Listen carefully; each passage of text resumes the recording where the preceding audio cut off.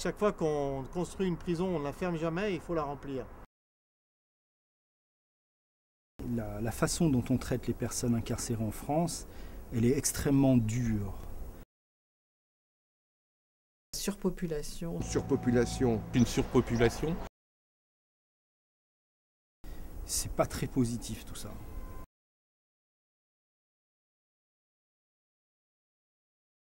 Vous avez plus de gens qui vont en prison parce qu'il y a des nouveaux délits qui conduisent à la prison. Vous avez aussi des peines qui sont de plus en plus dures. Donc finalement, des gens qui prenaient avant 2 ans de prison prennent 5 ans maintenant. Donc ils restent plus longtemps en prison. Et il y a de moins en moins de possibilités d'avoir des aménagements de peine, des conditionnels. Donc plus de gens qui rentrent, moins de gens qui sortent. Le phénomène, il est simple. Voilà, ça a fait exploser le nombre de personnes détenues. Du fait qu'il y a trop de personnes détenues par rapport au nombre de places disponibles, que des personnes soient enfermées dans une cellule de 9 mètres carrés et qu'elles soient 4 ou 5. Vous comprenez bien, moi je sais que même avec mes meilleurs amis, si on m'obligeait à vivre 22 heures par jour avec eux, ça finirait en baston vraisemblablement. Donc ça, c'est la situation quotidienne qui est imposée aux détenus. Ils ne parlent pas de la surpopulation en tant que surpopulation.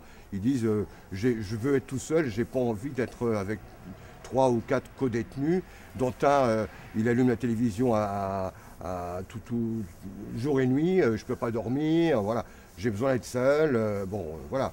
Donc les effets sont des effets sur sa vie propre personnelle, quoi. Je veux dire, voilà. Ils en souffrent, hein. Si on ne met rien en place pour que les personnes aillent un peu moins mal, voire mieux, au final, les gens vont sombrer et vont finir par mettre fin à leur jour.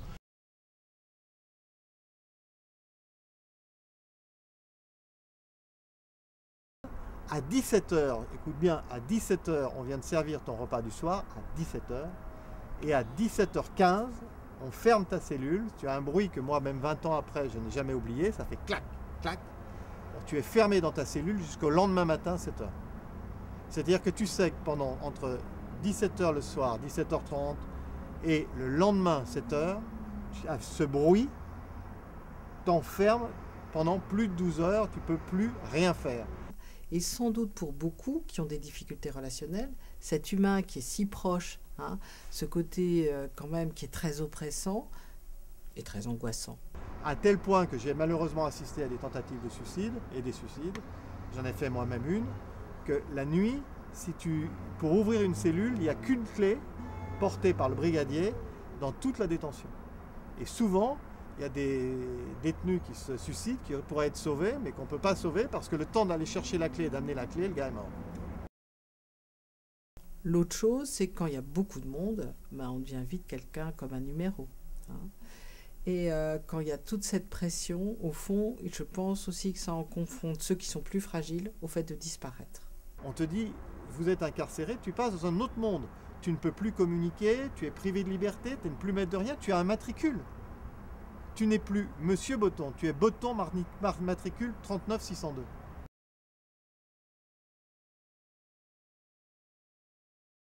La quasi-totalité des mesures qui sont prises en France en ce moment sur la prévention du suicide, c'est empêcher les gens de passer à l'acte. C'est-à-dire qu'on a créé des cellules qui sont vides, dans lesquelles il y a une caméra de vidéosurveillance. On a demandé aux fabricants des prisons actuelles, par exemple quand ils accrochent des télévisions au mur, que les supports des télévisions ne supportent pas plus de 40 kg pour que si quelqu'un s'y pend, il tombe par terre et il n'en meurt pas. Pour les gens les plus suicidaires, on leur supprime leurs vêtements et on leur met des slips en papier, des pyjamas en papier, ce qui est extrêmement dégradant à vivre pour les personnes. Pour ce que j'ai connu, moi j'étais DPS, c'est-à-dire détenu particulièrement surveillé, et donc la nuit, toutes les heures, ou parfois toutes les demi-heures, je devais montrer que j'étais en vie. Donc tu n'es pas maître de ta lumière, donc on allume ta lumière de l'extérieur, et tant que il tape à la porte, et tant que tu ne fais pas un signe pour montrer que tu es en vie, il tape. Ça, c'est une façon de traiter les individus et de les maltraiter. Donc moi je pense que j'explique le niveau de suicide par le niveau de violence et le mauvais traitement fait aux personnes incarcérées. Et on a des médecins qui nous disent que les gens les plus suicidaires, ils ne les signalent plus à l'administration pénitentiaire parce qu'ils se disent au moins il aura une chance de dormir un peu la nuit Moi, je peux, en tant que médecin, lui prescrire un petit cachet, un petit truc pour l'aider à dormir. Mais si après, on vient le secouer toutes les demi-heures pour voir s'il est vivant, on va faire que précipiter finalement l'envie de mourir de la personne. Donc là, on a vraiment une administration pénitentiaire qui n'a rien compris à la prévention du suicide et qui est simplement, qui cherche à empêcher les gens de passer à l'acte. Et si on ne va pas en amont de ce qui a créé le malaise de la personne, on n'arrivera jamais à empêcher les suicides. On n'en parle pas assez, mais il y a aussi des suicides de surveillants et il y a souvent des dépressions importantes. Ils vivent dans un milieu assez stressant. Justement par le fait qu'il y a plus de détenus et c'est vrai que c'est pas évident à gérer au quotidien. On peut rentrer le soir, être énervé par une journée de travail. C'est pas notre famille qui doit payer les pots cassés, on va dire. Effectivement, les surveillants sont surmenés, ça c'est une évidence. Il est impossible de s'occuper ou de bien traiter une personne incarcérée quand on doit s'occuper d'une unité où il y a 100 détenus. S'il n'y avait pas de surpopulation dans les prisons, d'une part la vie quotidienne des prisonniers serait beaucoup plus supportable, on va dire, et d'autre part les personnels auraient le temps de s'occuper d'eux. Mais en matière générale, les surveillants sont des gens très bien, c'est la plupart du temps, et ensuite il faut savoir qu'ils n'ont pas le temps, et surtout qu'ils n'ont pas le pouvoir. C'est-à-dire que nous on les appelle les porte-clés. Ils ouvrent, ils ferment, ils n'ont même plus le temps d'adresser un bonjour, un sourire, comment allez-vous, etc. Terminé. Nous, tout est chronométré. Si on perd 5 minutes, il faut qu'on les récupère les 5 minutes. Et après, c'est pas évident. Donc ça accentue, si vous voulez, les tensions et quelquefois ça va aux violences. Voilà. Et les surveillants au quotidien, ils nous disent que quand ils arrivent à la prison le matin, ils vont ouvrir les portes des cellules et ils ne savent pas si derrière ils vont trouver un pendu ou est-ce qu'ils vont se prendre un plateau dans la figure ou ils vont trouver 2 détenus en train de se battre. Donc c'est une situation où ils vont au travail le matin avec la peur au ventre parce qu'ils ne savent pas ce qu'ils vont trouver derrière les portes, s'ils vont se faire agresser, insulter. Mais ça serait bien que les télévisions puissent rentrer à l'intérieur des prisons, voir comment ça se passe, justement. Voir nos difficultés de travail, voir les conditions dans lesquelles certains vivent.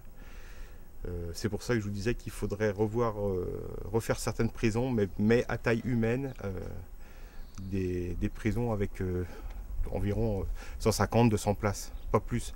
Après, on peut plus les gérer, ça devient des usines.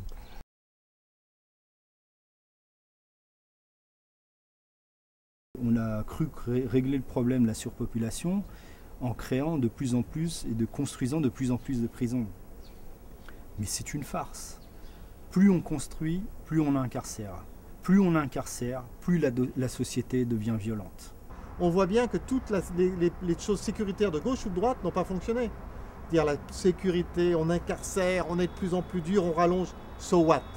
Tant qu'on ne sera pas sorti de mettre la peine de prison comme étant la sanction de référence, de toute façon on remplira les prisons parce qu'il y a des délits qui sont commis tous les jours.